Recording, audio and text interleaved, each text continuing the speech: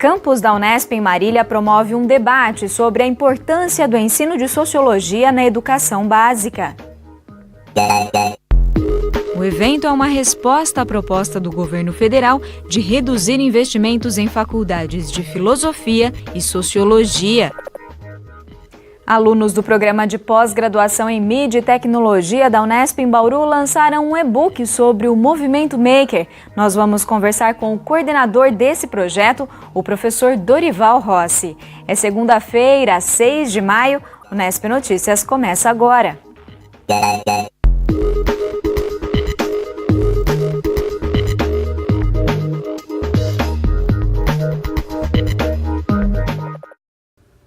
Boa noite. Em resposta aos questionamentos levantados pelo governo federal sobre a relevância do ensino de disciplinas como filosofia e sociologia na educação básica, professores da Unesp em Marília organizaram um evento para debater esse assunto e apresentaram resultados de projetos desenvolvidos pela universidade em escolas da região. Há 11 anos, Laura dá aulas de sociologia para estudantes do ensino médio em escolas da rede pública. Ela acompanha na prática o quanto a disciplina transforma a vida dos jovens. Os estudantes, eles conseguem ter uma visão mais crítica da realidade social. De alguma maneira, eu percebo um avanço do ponto de vista da consciência desses estudantes, ao longo desses 11 anos, tanto que a gente conseguiu ter uma série de movimentos dentro das escolas, que em grande medida a gente associa à presença da sociologia. É uma disciplina que é muito próxima aos estudantes, porque a gente trabalha com temáticas do cotidiano deles e, em geral, eles gostam muito. Isso ajuda na escrita, na leitura. Eu acho que é uma disciplina fundamental. Laura também é aluna do mestrado profissional de Sociologia em Rede Nacional, o ProfSócio, que tem na Unesp em Marília o único núcleo no estado de São Paulo. Por isso, foi uma das participantes de um evento organizado pela universidade para debater a importância do ensino das ciências sociais e humanas nas escolas. A iniciativa veio em um momento em que o governo federal questiona a relevância dessas disciplinas para o currículo do ensino básico. Geralmente, quando a gente tem algum momento de crise política, a sociologia ela sempre foi retirada, Então, nos últimos anos, acho que foi o tempo maior que nós tivemos da presença da sociologia no ensino médio, que foi a partir de 2009. Então faz 10 anos. E toda vez que a gente tem uma crise, eles tentam retirar sob a ideia de que a sociologia ela é uma disciplina perigosa, o pensamento crítico ele vai sendo barrado. Isso é um grande problema, Porque com isso a gente não consegue constituir a disciplina dentro do ensino médio. Então, a gente não consegue construir materiais didáticos, a gente não consegue ter uma permanência dessa disciplina o tempo inteiro. Então, isso é muito problemático para a gente. Os organizadores do evento ressaltaram os resultados dos 40 projetos na área de sociologia desenvolvidos desde 1993 pelos professores e alunos da Unesp nas escolas de Marília e região. O número de projetos é expressivo, E além de trazer uma contribuição à formação dos nossos alunos, efetivamente a gente também dá uma contribuição muito grande para a escola. Em qual sentido? Qual é a contribuição da sociologia? A sociologia é a ciência que estuda a sociedade. Então, os problemas sociais que hoje são permanentes, e em alguns momentos são de forma muito mais aguda do que em outros, eles fazem parte do nosso objeto de análise científica. Então, nós somos capazes de trazer uma contribuição que supera o senso comum de temas como a violência, temas como a questão de gênero, temas como participação política, cidadania, desemprego, trabalho, desigualdade social. E isso tudo enriquece a formação de qualquer um, É uma necessidade para a formação das pessoas na sociedade atual, dominar minimamente as contribuições que as ciências sociais têm para essas temáticas. A gente usa a disciplina de sociologia, mas para fazer com que os alunos se despertem a vontade de querer estudar. E a gente tem trabalhado com vários projetos, sobretudo em que coloca a perspectiva do aluno, inclusive, querer vir para a universidade pública. Então, só essa perspectiva para a gente já é um ganho incomensurável, Se a gente consegue mudar a realidade de alguns alunos, ou de muitos alunos na escola pública, isso é um ganho da qual a universidade tem que ter orgulho daquilo que ela faz, Este outro professor destacou a história do ensino da sociologia nas escolas desde o século XIX e pontuou que os questionamentos atuais em relação às ciências sociais no país são, na verdade, estendidos à ciência de uma maneira geral. No momento atual, é um grande embate entre essa perspectiva do pensamento crítico, do pensamento reflexivo, em detrimento de uma outra corrente que se coloca, que é uma corrente contrária a essa visão, né, de uma forma de pensar. Eu acho que é essa a grande questão que se coloca no debate atual. E eu acho que a universidade tem que fazer esse papel. Ir às comunidades, levar o seu, né, esse potencial, né, que é o potencial do pensamento crítico e reflexivo, e levar as pessoas a um processo de desnaturalização dessa realidade social. Acho que esse é o grande papel das ciências sociais no mundo contemporâneo. Participante há menos de um ano do PIBID, o Programa Institucional de Bolsas de Iniciação à Docência, este universitário já percebeu o quanto a sociologia busca se aproximar do cotidiano dos jovens. A sociologia, assim como a filosofia, né, elas são disciplinas que estimulam o pensamento crítico do aluno, né? Então eles saem daquela lógica simplesmente de reprodução, de conteúdo, fazer o aluno ele enxergar muito além daquilo que ele trabalha no cotidiano, né? Professor da Universidade Federal do Mato Grosso do Sul, Daniel elogiou a iniciativa da Unesp e afirmou que a sociologia sempre será a base do ensino, até mesmo na educação infantil. Se a gente for analisar o currículo de educação infantil, por exemplo, tem um eixo, que é o eixo de formação pessoal, que ele vai trabalhar a identidade, a autonomia das crianças, desde as crianças lá de 0 até 6 anos. E quando a gente vê o que de fato se trabalha nesse eixo, a gente percebe que é grande parte dos conhecimentos da sociologia, grande parte de destacar as relações sociais e as relações de vida que aquela criança estabelece com a sua família, com os seus vizinhos, com a sua escola. Então, desde ali a gente vê a presença da sociologia, né? Então, quando nós participamos de um evento como esse, que é para mostrar o papel das ciências sociais, o papel da sociologia, o papel das ciências humanas na vida das pessoas, é importante que a gente faça um esforço para mostrar aonde que ela entra no dia a dia, aonde que ela entra no cotidiano. Quer dizer, é uma área teórica, mas que ela tem sim resultados e perspectivas práticas e pragmáticas na vida das pessoas. E o CRUESP, o Conselho de Reitores das Universidades Estaduais Paulistas, Unesp, USP e Unicamp, divulgou uma carta em defesa da ciência e das instituições públicas de ensino. Nela, o Conselho se manifesta contrário ao corte orçamentário nas despesas e investimentos do Ministério da Ciência, Tecnologia, Inovações e Comunicações, anunciado no mês de março, e o corte no financiamento das universidades federais pelo Ministério da Educação, divulgado no fim do mês passado. Em um trecho da carta, o CRUESP afirma, abre aspas, uma medida dessa natureza implicará em consequências danosas, não apenas para o Sistema Nacional de Ciência, Tecnologia e Inovação, mas para a sociedade como um todo. Setores estratégicos como saúde, energia e agricultura, por exemplo, certamente serão gravemente afetados se essas restrições orçamentárias não forem corrigidas. Fecha aspas.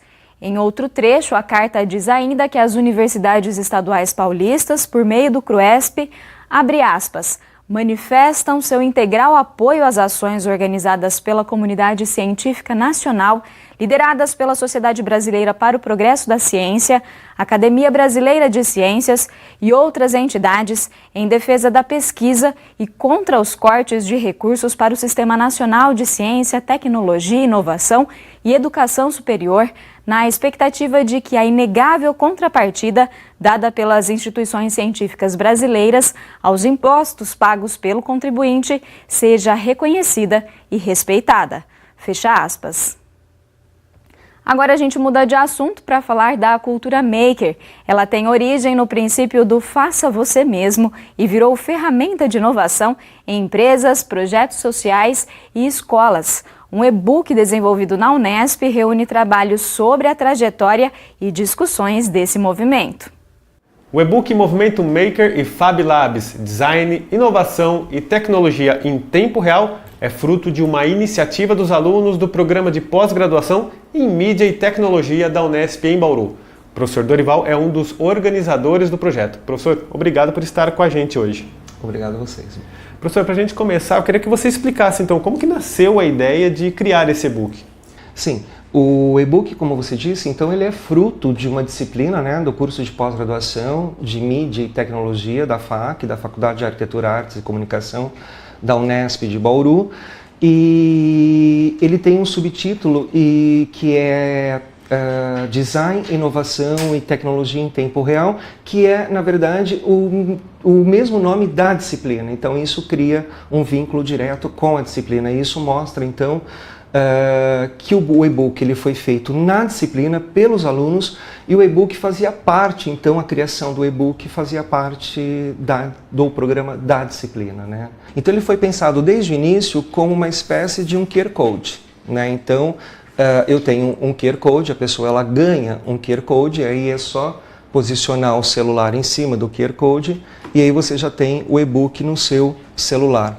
E também tem, né, uma ideia interessante no e-book que ele tem uma licença, ele tem uma ficha catalográfica, né, tal, e ele também tem uma licença que tem as chancelas, né, o programa de mídia e tecnologia, e ele tem uma chancela do Creative Commons, que é uma licença Creative Commons e que você pode copiar, distribuir, compartilhar e adaptar e fazer o uso comercial desta obra, desde que você atribua, né, de forma específica o autor e o licenciante. Então essa licença Creative Commons ela é extremamente importante porque é ela que patenteia, na verdade, o trabalho. Como o trabalho é feito com uma tecnologia aberta, né, a gente chama de Open Design, então isso aqui é importante na obra, que é a forma de distribuição da obra. Então é pensamento compartilhado e a obra é distribuída gratuitamente. Então não tem uma editora, professor, por trás dessa obra. Ela é uma obra aberta, que pode ser compartilhada e que foi criada pelos próprios alunos, por vocês? Sim, sim, a ideia é essa. Que é, na verdade, a filosofia do movimento maker, né? Então nós construímos o livro de acordo com a própria filosofia do movimento maker, que é compartilhamento de informação, de conhecimento e distribuição dessa informação na rede e de forma gratuita, né? Então a gente seguiu os mesmos parâmetros. Então a disciplina, ela não só falava sobre o movimento maker, como ela utilizou o e-book, a criação do e-book, para se produzir durante a disciplina, né? Então o e-book ele não é resultado final, né? A tecnologia para a gente não é um fim, é a tecnologia usada como meio, né?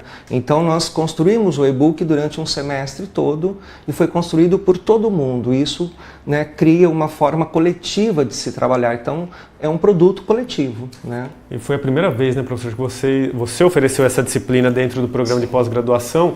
E por que você teve essa iniciativa? Isso vai ao encontro um pouco dessa questão da própria cultura maker e como ela tem se tornado importante em diferentes espaços de criação? Sim. Então, essa foi a primeira vez, né, que nós oferecemos no curso de mestrado profissional Mídia e Tecnologia da FAC a disciplina Maker, né? E veja bem, para a gente é extremamente importante a criação dessa disciplina num programa de pós-graduação, porque a gente quase não temos nenhuma disciplina assim, né, em nenhum curso de graduação ainda e nem de pós-graduação. Então esse seria o primeiro. E isso para a gente foi extremamente importante porque seria um passo a mais, porque a gente está desde o começo, desde o início, meio que trazendo esse movimento para o Brasil. Então para a gente é muito gratificante, porque o movimento ele nasce no Brasil e na Unesp de Bauru concomitantemente, porque são as mesmas pessoas que estavam fazendo isso, né? Então, o primeiro Fab Lab, o que é um Fab Lab? É um laboratório de fabricação digital de tecnologias makers, né? Então, o primeiro Fab Lab de São Paulo é o Garagem Fab Lab, que é construído, é criado pelas mesmas pessoas que trazem o movimento maker para o Brasil e o movimento maker para a Unesp de Bauru, porque eles eram ex-alunos da Unesp de Bauru, né, do curso de arquitetura. Em que medida, professor, esse movimento maker ele tem transformado a própria função do design? Sim, o movimento maker ele é um movimento que aqui no Brasil mais ou menos é a partir de 2012, então, e ele só tem 7 anos, né? E a gente diz isso no e-book, como seria o e-book, na verdade, é uma espécie de uma avaliação depois do movimento implantado, depois de 7 anos, assim, e aí já dá para se perceber essa mudança, porque uma das premissas do movimento maker é pensa enquanto faz enquanto pensa, e tem uma outra coisa que está vinculado a ele, que é o do it yourself, que é o faça você mesmo. Então, na verdade, por que é um movimento, né? Porque trata-se de usar a tecnologia, não como fim, como meio, como eu disse, para empoderar as pessoas, para que as pessoas possam fazer, para que as pessoas possam criar as suas próprias coisas. Então, a função do designer muda. Então, muda a função de como se produz os objetos, né? Então, é um outro jeito de pensar, de projetar e distribuir os objetos em rede. É uma outra forma de se fazer design. Na verdade, é mais uma forma de se fazer design, não é a única e também nem veio para substituir as outras, né? Na verdade, vem somente para criar uma abertura, né, para que as outras pessoas possam participar do processo de criação em design desde o início. Essa é a grande mudança no movimento, né, e a grande contribuição. Legal, professor. Para a gente encerrar, então, quem ficou interessado em quiser ter acesso a todos esses conteúdos do e-book, como faz para baixar, onde que ele está disponível? Tá. O e-book está disponível, então, de duas maneiras. Você entrando no site da FAC, que é fac.unesp.br, e lá você procurando na coluna aqui da esquerda, pós-graduação, mídia e tecnologia, e aí você vai no link produção, né, científica do corpo docente, aí você vai encontrar o e-book lá. Ou então você vai no Facebook, na página do Saguilab, que é o laboratório responsável, né, por essa produção, e lá na página tem o QR Code, lá na página também tem o link do livro, então ele sempre fica disponível. E nós também temos uma wiki, né, que na verdade seria uma plataforma de trabalho online, que é do Saguilab, associada ao Saguilab, que também tem o livro. Você também pode baixar por lá, né? Ele é grátis, você não paga nada e ele é distribuição compartilhada e é isso. Muito bacana, professor. Parabéns pela iniciativa e obrigado por explicar para a gente hoje sobre o seu novo projeto. Obrigado. E antes de a gente encerrar, um recado para quem vai prestar o Enem, o Exame Nacional do Ensino Médio, neste ano. As inscrições começaram hoje e vão até o dia 17 de maio. Para se inscrever, os interessados devem entrar no site oficial da prova e informar CPF, RG, o número de celular e o e-mail. A taxa para participar é de R$ 85. E atenção, mesmo os alunos que tiveram a isenção do pagamento aceita, devem fazer essa inscrição. Neste ano, as provas de linguagens, códigos e suas tecnologias, redação e ciências humanas e suas tecnologias serão no dia 3 de novembro. Já as provas de ciências da natureza e suas tecnologias e matemática e suas tecnologias serão em 10 de novembro. As duas datas caem no domingo. Para mais informações, acesse o site enem.inep.gov.br. A gente volta a se encontrar amanhã às 6h30. Acesse o nosso site ou o nosso canal no YouTube para conferir as novidades da nossa programação. Uma boa noite para você!